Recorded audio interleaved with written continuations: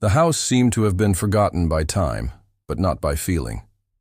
Its walls were thin enough to hold ancient voices, and each corner carried the density of a sigh swallowed years ago. The street was alive with modern sounds, electric motors, cell phone notifications, plasticized laughter coming from headphones. But inside, time dragged on like a bitter old man, refusing to die.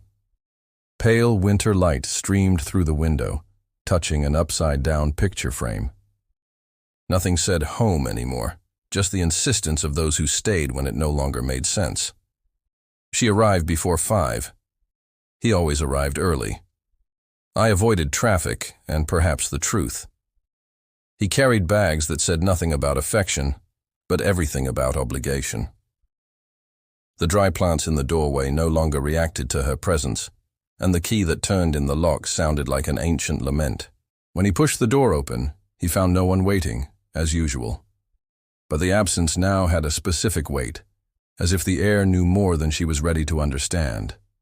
A crooked portrait on the wall seemed to stare back with disdain. The wooden floor creaked unceremoniously, betraying its presence to ghosts that never left. On social media, she was different.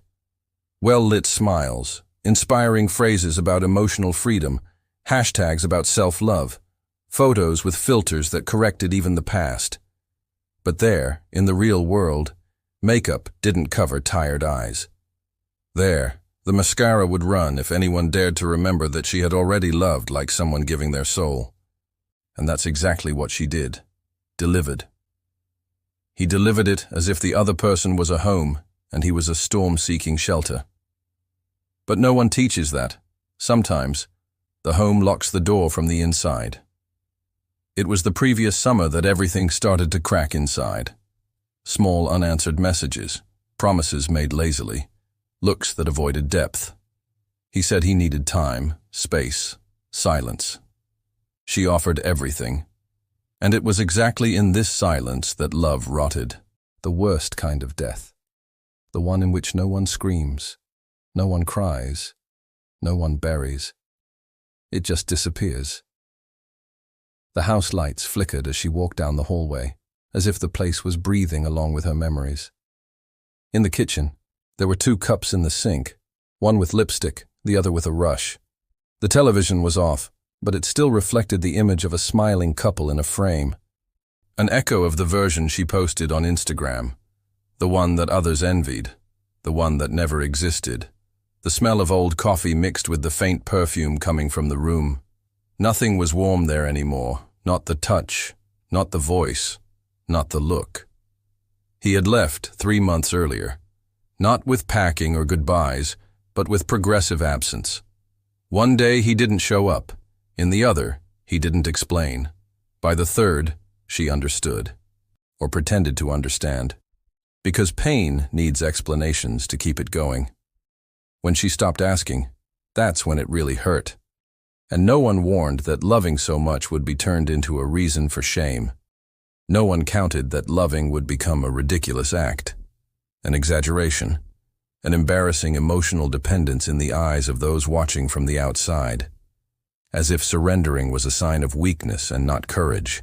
She sat on the bedroom floor, where marks of rearranged furniture still remained, like a dismantled stage after a bad play. There were never delivered letters in a shoebox, full of words left unspoken for fear of seeming too much. Because today, feeling too much is being too much. And being too much is the quickest way to being left behind. Everyone wants someone who doesn't need anyone, but that's a lie. No one survives alone. The problem is that now no one admits to needing it. The days passed with cruel monotony. She went to work, smiled enough to appear functional, avoided the places that once meant something. The restaurant where they said, "I love you" for the first time became a blind spot. The relationship soundtrack now sounded like the soundtrack to a psychological horror film. And she realized that she was being punished for having loved. That the friends who said you deserve someone better couldn't look her in the eye for long. Because everyone knew that she had given more than she had received. And that, at this time, is an unforgivable sin. In the bathroom mirror, she wrote sentences with her blurry finger. "You are still worthy of love." But the fog always took it away. Deep down, she just wanted to hear back what was never said. "You're worth the risk." But no one risks it anymore. Everyone is afraid. Fear of appearing weak, intense, vulnerable. So everyone follows, each one with their ego in front of them and their hearts in their pockets. Love became humiliation, and no one warned you. Outside, the sky darkened without warning. Like that day, he disappeared for 3 hours and came back smelling like he was sorry. She knew but didn't say. He loved it so much that he accepted crumbs. And this is the hardest addiction to break, expecting someone to change just because you love them enough. But no one changes for the love of others. And it was at that moment that she understood that it was not about merit. It's about choice. And he never chose. Sometimes she would wake up in the middle of the night with his name stuck in her throat. Other times, with her own name, as if she needed to remember who she was before all this. I returned to old places, not to revive, but to close, because some memories only die if they are confronted. One afternoon, he returned to the pier, where they promised not to abandon each other. It was empty. The wind was the same, but not her. There, amid the sound of the waves and the smell of salt, he dropped the last letter from the box. The paper flew for seconds before touching the water, and with him, there was also the shame of having loved. Because now she understood. There is no humiliation in feeling. The humiliation is in hiding to fit into the emotional pocket of someone who never had room for anything other than you.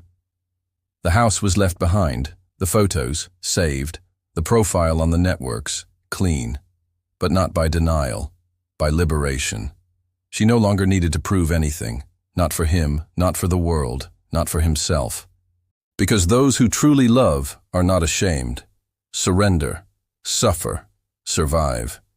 And then it is reborn, no longer to beg for love, but to recognize when it is real, when he's home, and not prison. She crossed the street with firm steps. Winter was still biting at our heels, but there was warmth in our chests. It didn't come from someone. It came from the decision to never again accept less than reciprocity.